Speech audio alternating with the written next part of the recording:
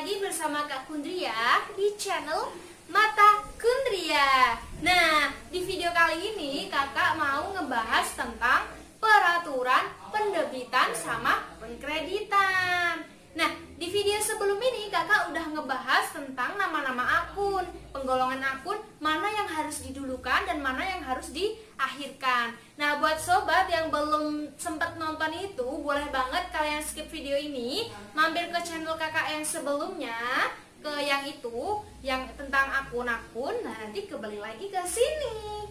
Oke, sekarang kita langsung masuk aja ke peraturan pendebitan sama pengkreditan. Nah, fungsi peraturan tentang pendebitan sama pengkreditan tuh apa sih, Kak? Nah, fungsinya itu biar kita tuh punya gambaran gimana caranya nanti kalau ada transaksi yang masuk, kita tuh bisa mengapresiasi ini tuh, oh masuknya debit, ini kredit. Dan satu lagi, kalau teman-teman udah mempelajari tentang Mayop accounting, nah nanti kakak pasti akan bikin suatu video tentang Mayop, tapi nanti kalau yang manualnya sudah gitu ya. Nah, di dalam Mayop ini kakak terangin sedikit. Di situ nanti kita butuh banget yang namanya peraturan pendebitan sama pengkreditan. Untuk apa? Untuk mengetahui di bagian buku besar. Di neraca itu pasti nanti akan terjadi ketidakseimbangan. Kalau ketidakseimbangan itu terjadi, kita butuh rumus yang pendebitan sama pengkreditan. Oke, kita langsung masuk aja. Kakak udah siapin spidol 2 warna. Oke, di sini kakak tulis aja. Di sini peraturan pendebitan dan pengkreditan. Debitnya kakak singkat D, kreditnya kakak singkat K. Dan sebenarnya akun dalam akuntansi itu jumlahnya ada 5. Nah, 5 itu yang beranak pinak. Dan sini kakak mau ngelompokin yang secara global aja ya. Yang pertama itu ada aktiva. Teman-teman pasti ingat dong aktiva itu apa? Yeps, aktiva itu harta teman-teman. Harta di perusahaan atau harta yang tempat teman-teman kerja. Nah, yang kedua itu ada utang. Akun nomor 2 itu ada utang atau liabilities. Nah, akun yang nomor 3 itu modal. Dimana modal ini beranak jadi modal sama price.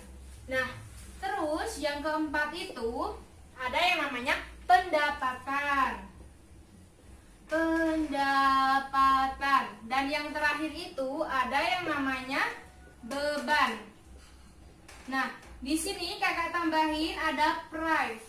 Price itu pengeluaran pribadi. Dimana ini si pemilik perusahaan atau si pemilik usaha mengeluarkan uangnya untuk keperluan dirinya sendiri.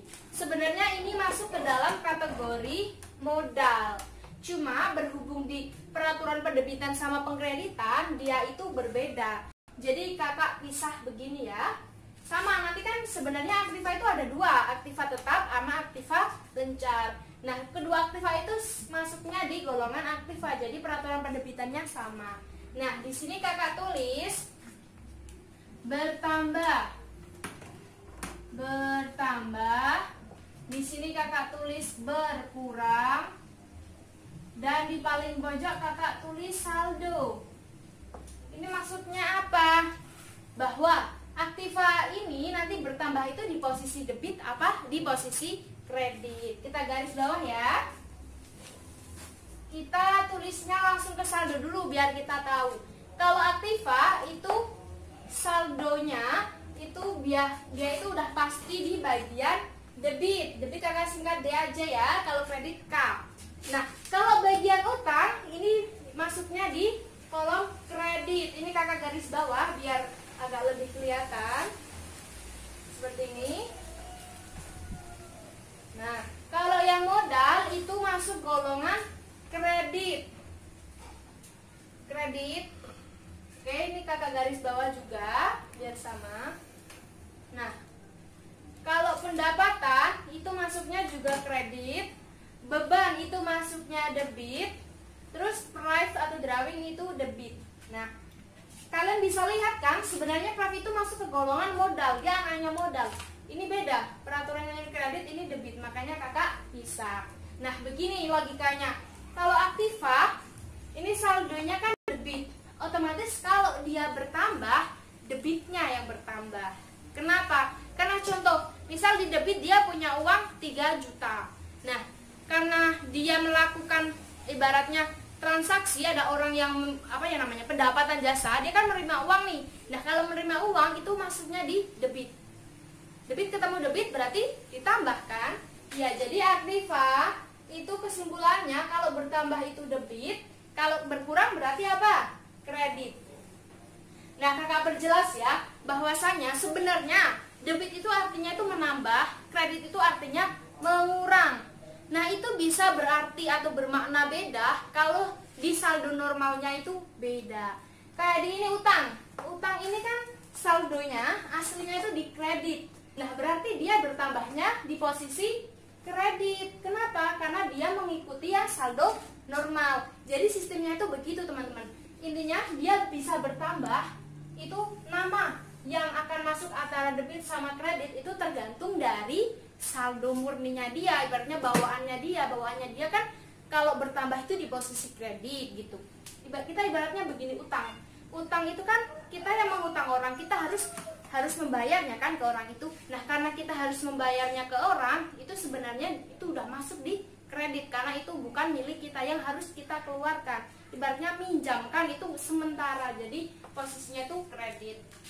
Berarti kalau bertambah kredit, berkurangnya apa? Kebalikannya. Kebalikannya berarti debit. Jadi teman-teman itu nggak perlu menghafal, ya intinya kalian tuh harus tahu di saldo awal. Kalau kalian tahu saldo awal, bertambahnya itu mengikuti saldo awal, berkurangnya berarti lawanan dari saldo awal, begitu teman-teman. Nah, sekarang kan modal. Modal di sini di saldonya itu kredit, berarti kalian tahu dong bertambahnya di mana? Kredit, ya bener. Kredit. Berkurangnya berarti lawannya dari ini apa? Debit, ya.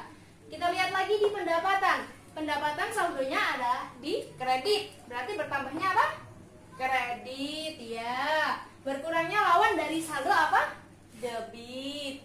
Nah, di bagian beban sama. Beban di sini posisinya debit. Berarti kalau bertambah dia menyesuaikan saldo, berarti namanya debit. Berarti berkurangnya apa? Lawannya dari ini, kredit. Ya, terus prime. Saldo normalnya debit, bertambah berarti debit, ya. Berkurangnya lawannya dari berarti kredit. Nah, seperti ini. Nah, di sini kakak mau kasih gambaran kok bisa bertambah debit, berkurang kredit. Misalnya teman-teman bingung, kayak contohnya begini. Kakak simulasikan dengan jurnal. Kakak simulasikan dengan jurnal umum. Beratnya begini ya. Ini jurnal umum versi pendek aja ya, keterangan. Ya udah, ini kakak kasih tanggal biar terbiasa. Tanggal keterangan debit sama kredit. Contoh di tanggal 1, kakak ibaratkan di bagian aktiva nih. Aktiva itu dia saldo normalnya di debit. Kalau dia bertambah berarti di posisi debit. Kita ibaratkan kakak ambil contoh kas. Nah, kas itu kan masuk dalam aktiva lancar. Contohnya begini. Seorang ibaratnya Tuan Joko misalnya ya. Tuan Joko dia itu membayar utang kepada si Mas Rizky misalnya gitu. Dia bayar utang 3 juta. Saldo jurnalnya tuh bunyinya gimana? Berarti kan utang usaha pada kas. Nah, begini sebentar. Utang usaha misalnya 1 juta. Nah, kasnya itu 1 juta. Nah, terus nomor 2. Kas lagi ya. Si Tuan Joko dia itu mendapatkan jasa dan dia itu menjual jasanya, dia mendapatkan uang 2 juta atas jasanya. Berarti kas pada pendapatan jasa 2 juta. Ini juga 2 juta. Nah, begini teman-teman. Yang dimaksud bertambah sama berkurang tuh seperti ini. Ini otomatis kan kas.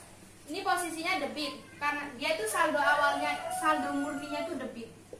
Kalau kita udah masuk ke buku besar, ibaratnya ini akun yang nomor 2 kita kan dahulukan, kasnya dia masuk 2 juta.